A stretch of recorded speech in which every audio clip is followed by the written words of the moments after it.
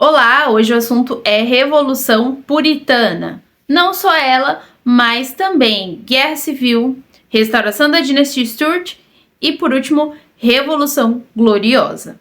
Para a gente falar sobre isso, primeiro precisamos entender qual era a situação, ou pelo menos quem reinava antes desses momentos, dessas guerras acontecerem.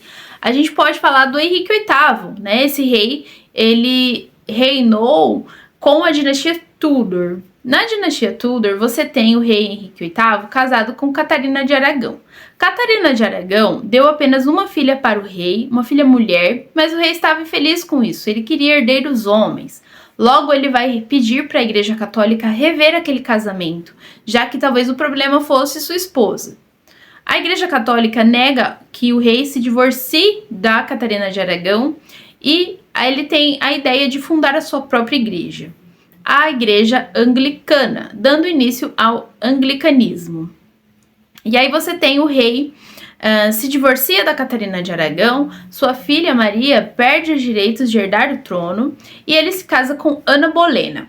Ana Bolena era a acusada, dizem que ela era amante do rei quando ele ainda era casado. O fato é que eles se casam e ela tem uma filha, a Elizabeth I. Elizabeth I não deixa nenhum herdeiro. Logo, mais pra frente, quando é necessário a sucessão do trono, você tem o rei Jaime I, que era primo de Elizabeth I. Sendo assim, Jaime I tem um filho também, Carlos I. E é o Carlos I que vai dar início a todos esses conflitos que nós vamos falar e comentar a partir de agora. O rei Carlos I, ele tinha algumas ideias absolutistas. Ele se envolvia em diversos conflitos, inclusive religiosos. Logo, ele tinha que financiar esses conflitos, o que causou o aumento dos impostos. Isso desagradou muito o parlamento. O parlamento, a maioria era puritana, o rei era católico. Então, tinha também essa desavença sobre religiões. Então, você tem o Carlos I, cada vez mais se desentendendo com o parlamento. Ele manda fechar o parlamento cerca de 3, 4 vezes. E isso era muita coisa para a época. O parlamento começa a ficar infeliz com as atitudes do rei. Isso culmina numa guerra civil. Na guerra civil, você tem de um lado o exército do rei Carlos I e do outro o exército do parlamento. Nesse momento, se destaca a figura de um jovem deputado, Oliver Cromwell, que vai assumir o exército do parlamento e vai instaurar algo revolucionário para a época, que era a premiação dos soldados por mérito, a ascensão na carreira. Isso era revolucionário porque era um período que tudo era questão de onde se nasceu, a questão da família, né? A sucessão das famílias. Então, o exército do parlamento, ele ascende muito, ele cresce muito e vence muitas batalhas. Logo, então, o rei é condenado à morte. E ele tem sim uma série de julgamentos. Eu vou deixar um vídeo para vocês assistirem de um documentário muito legal sobre esse momento de guerra civil e morte do rei.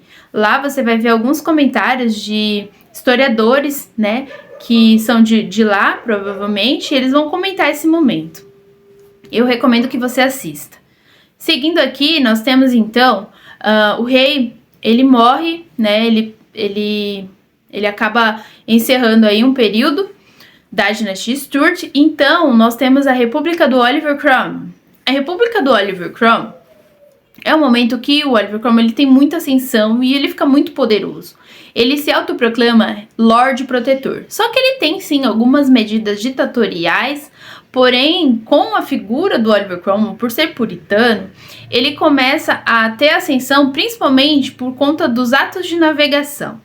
Esse decreto que ele determina é que isso monopolizaria os mares. Então, se você tivesse que fazer negócio, você tinha que fazer com a Inglaterra.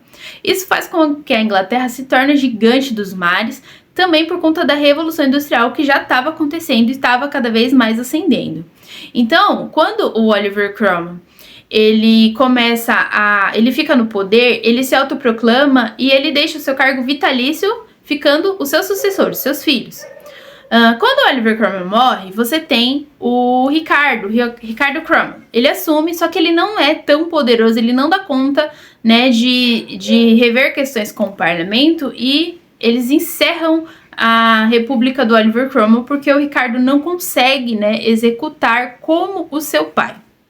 Logo, você tem, então, o retorno da dinastia Stuart, a restauração da dinastia Stuart com a figura do Carlos II, desculpa, o filho do Carlos I. Então, você tem Carlos II reinando, mais pra frente nós temos o Jaime II reinando, e a preocupação do parlamento era o retorno daquela questão do absolutismo, os desentendimentos que eles tiveram com o reino passado. Então fica muito preocupante a situação. Logo, eles decidem que eles deveriam fazer a restauração da monarquia, porém com um adendo, um documento chamado Bill of Rights, que é um documento que limita os poderes do rei e não deixa ele governar absolutamente. Essa revolução, ela tem muito êxito e é chamada de Revolução Gloriosa, justamente por conta que não houve derramamento de sangue e também porque essa palavra remete, sim, à religião, a algo tão intenso para a época. Então você tem a figura da Maria Stuart e do Guilherme de Orange reinando. E essa frase fica muito pertinente ao momento. O rei reina, mas não governa. Esse documento, ele vai não só limitar os poderes do rei, mas vai dar poder para o parlamento tomar decisões e governar. Esse regime dura até os dias de hoje. Eu encerro por aqui o meu vídeo. Se você gostou, deixe o seu comentário, a sua curtida e até a próxima!